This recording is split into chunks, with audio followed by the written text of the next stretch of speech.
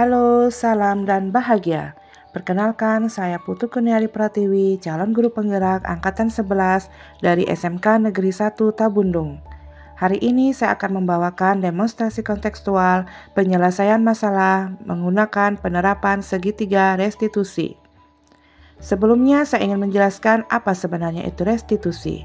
Restitusi adalah proses menciptakan kondisi bagi murid untuk memperbaiki kesalahan mereka, sehingga mereka bisa kembali pada kelompok mereka dengan karakter yang lebih kuat.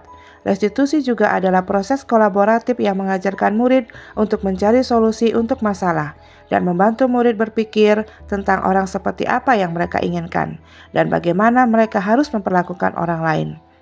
Restitusi membantu murid menjadi lebih memiliki tujuan, disiplin positif, dan memulihkan dirinya setelah berbuat salah.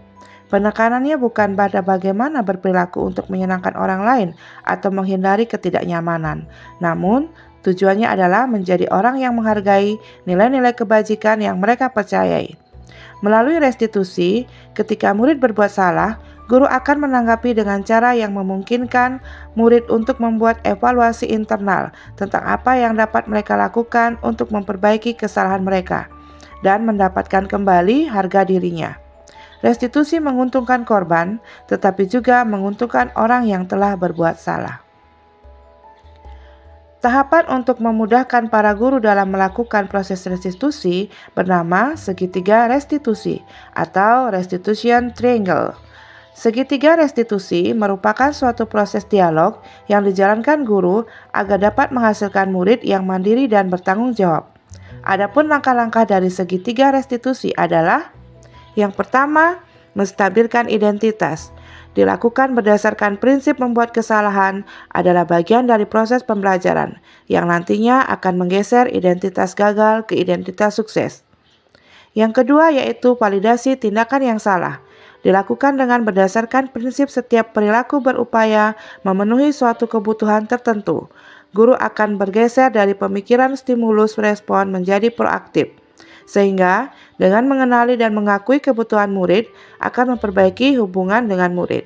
Dan yang terakhir adalah menanyakan keyakinan. Dalam tahap ini, murid akan ditanyakan pertanyaan-pertanyaan bermakna untuk memunculkan motivasi secara intrinsik, sehingga murid mampu mengaitkan keyakinannya dengan tindakan yang salah. Kasus pertama.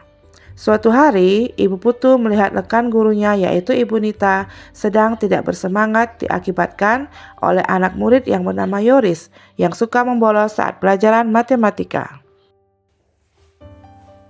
Selamat siang Ibu Nita. Selamat siang, Ibu Putu. Kenapa hari ini Ibu kelihatan tidak bersemangat? Iya, Bu, saya lagi pusing memikirkan siswa yang satu ini. Pusing kenapa Ibu? Begini, Bu. Yoris adalah walinya Ibu yang satu ini. Kelas 10 pertanian sering sekali bolos di pelajarannya saya. Aduh, kenapa bisa seperti itu ya? Saya juga belum tahu. Baiklah Ibu, saya akan pakai garis untuk pertemuan saya dan terima kasih atas informasinya.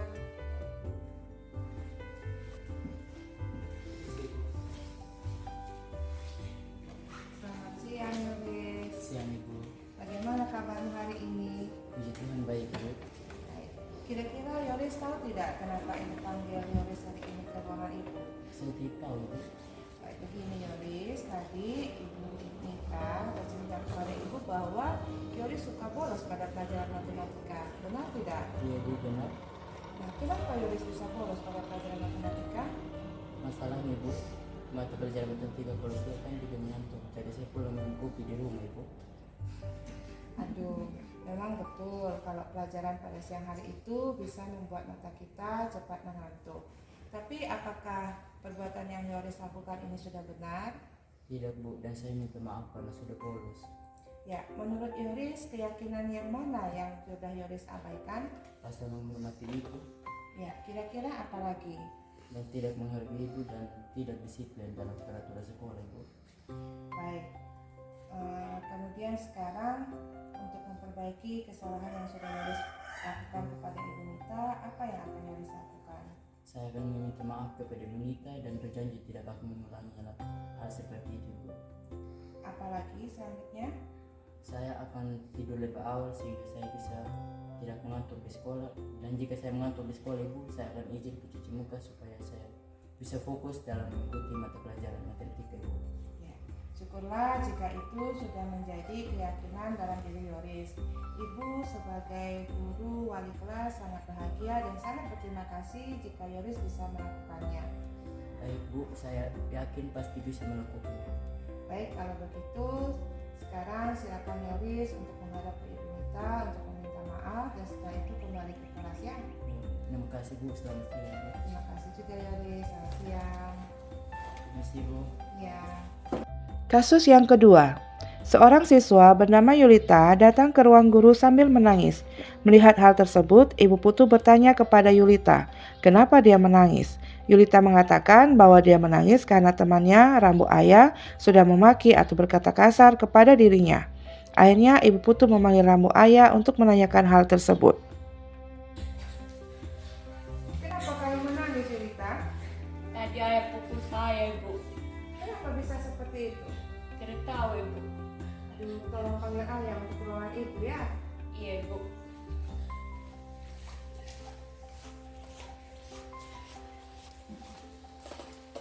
Selamat siang Ibu. Selamat siang Ayah. Bagaimana kabarmu hari ini? Baik ibu. Kira-kira Ayah tahu tidak kenapa Ibu panggil Ayah menghadap Ibu? Tahu ibu. Kenapa kira-kira? Sama-sama sama Julita tadi ibu.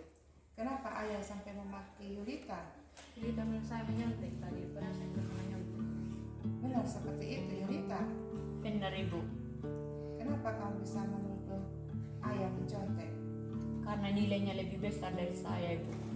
Baiklah, di sini Ibu tidak mencari kesalahannya siapa-siapa karena sebagai manusia wajar kalau kita berbuat salah. Apalagi Ayah yang dituduh mencontek, ya wajar saja kalau dia emosi sampai memaki Yulita. Tapi menurut Ayah, apakah perbuatan yang Ayah lakukan ini sudah benar? Sudah tidak ibu. Baiklah, kira-kira dari kejadian ini keyakinan kelas mana yang sudah Ayah abaikan? Saling menghormati dan saling menghargai. Kira-kira apa lagi? Sopan santun dan beretika ibu. Kalau menurut Yulita, apakah yang Yulita lakukan sudah benar? Iya bu, saya sudah menuduh ayah mencontek tanpa bukti bu. Baiklah, keyakinan kelas mana yang sudah Yulita abaikan? Saling menghargai ibu. Untuk Ayah, apa yang bisa kamu lakukan untuk menghilangkan rasa sakit hatinya Yulita? Saya akan meminta maaf kepada Julita ibu. Kalau Yulita bagaimana? Saya juga akan minta maaf kepada ayah dan tidak pernah mencurigai seseorang tanpa bukti ibu. Baiklah, jika itu sudah menjadi kesanggupan dari diri kalian berdua, Ibu berharap kalian berdua bisa melakukannya sekarang. Ayah, saya minta maaf karena sudah menuduh kau menyontek. Julita, saya juga minta maaf karena sesemua tadi. Baiklah, karena menurut Ibu permasalahan ini sudah selesai, jadi kalian bisa kembali ke kelas masing-masing dan saya berharap jangan mengulangi lagi kejadian ini ya. Baik bu. Terima kasih bu. Terima kasih.